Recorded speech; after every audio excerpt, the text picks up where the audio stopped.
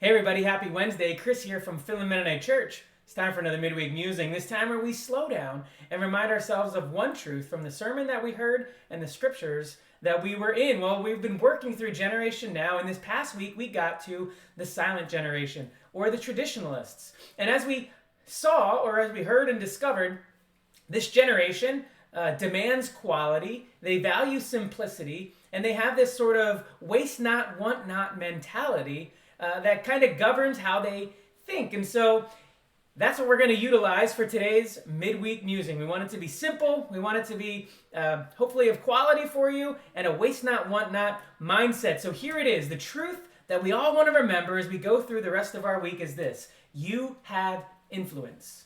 Right? That's what we heard. We saw that this generation has the most, but all of us have influence. And the questions that we want to leave ourselves with, that I want to ask you as you finish this week, is: are you using your influence, and how are you using your influence? See, we all have influence. Some of us, we just don't believe it, so we don't act like we have influence. We're not intentional at how we are influencing. So are you being influential with your friends, with your neighbors, with your coworkers, with your classmates, your teammates, your family members, your boss, your children? Like, we can go on and on and on. We all have people that we are in relationship with, that we have influence with. So are you using your influence? And then the second question: how are you using your influence? We saw we can use our influence in all kinds of ways. We can influence people to good things, bad things. We can influence people for immoral things and moral things, or even things that don't have morals at all, right? But how are we using our influence? Am I using my influence to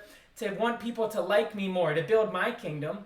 Or, as we saw in Scripture, are we using our influence to lead people to know Jesus, to be known by Jesus, to enter His kingdom? And so that's what I want to leave you with this week. Simple message: you have influence. 1, are you using it? 2, how are you using it? And hopefully we all leave from here and we think about, and we're more intentional where we live, where we work, where we study, and where we play, about using influence for kingdom purposes, to lead people to Jesus, to be known by Him, to know Him, so that they too can follow Him. Well, thank you for joining, and have a blessed rest of your week.